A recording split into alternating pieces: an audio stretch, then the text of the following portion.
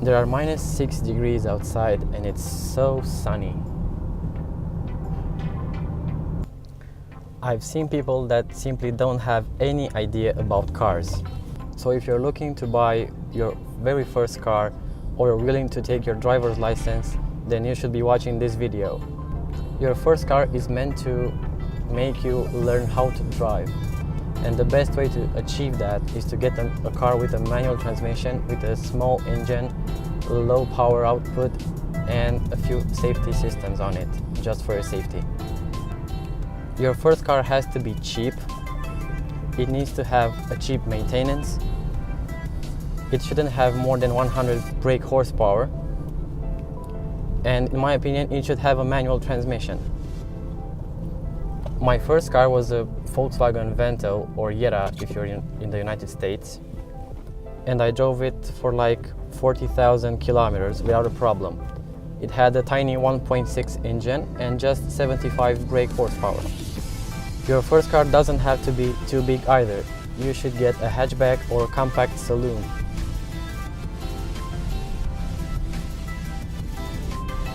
At the beginning, the only things that you need to focus on are to get used to traffic, to start feeling the car, and to get used to driving, mostly.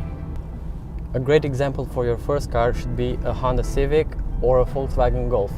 These cars are hatchbacks with a decent amount of power, decent features, and they're not too expensive.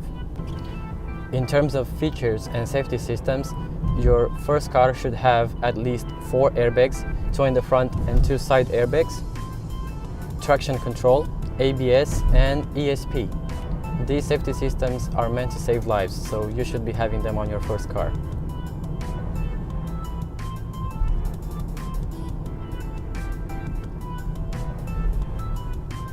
I personally prefer gasoline, but if you want a diesel engine, go for it. Why not?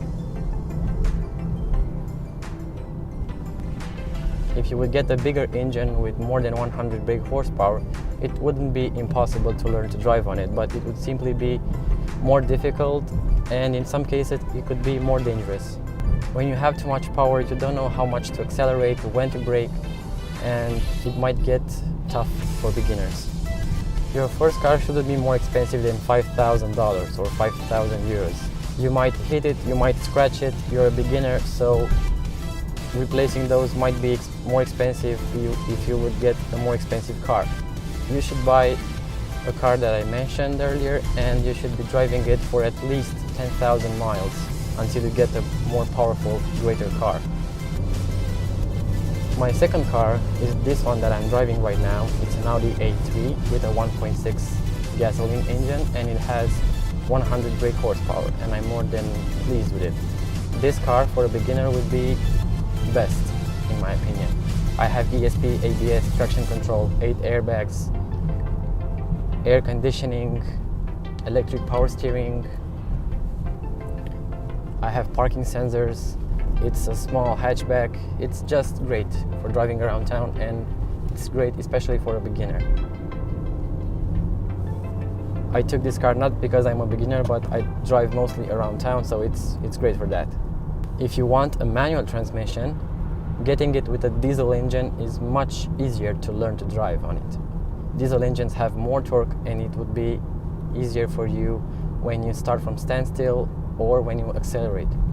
That torque helps you drive easier. If you are willing to buy an automatic, it really doesn't matter. The automatic transmission will do everything for you. Bumpy roads. So to sum everything up, you need a $3,000 to $5,000 car. You need to have a few safety systems such as ESP, traction control, ABS, 4 airbags, and air conditioning. It shouldn't have an engine bigger than 2 liters, and it shouldn't have more than 100 horsepower.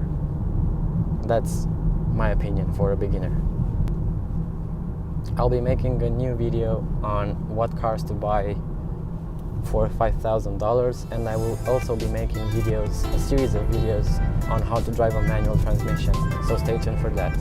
If you have anything to add or to say, feel free to write in the comment section below. Thanks for watching. Don't forget to subscribe, and I'll talk to you guys in the next one.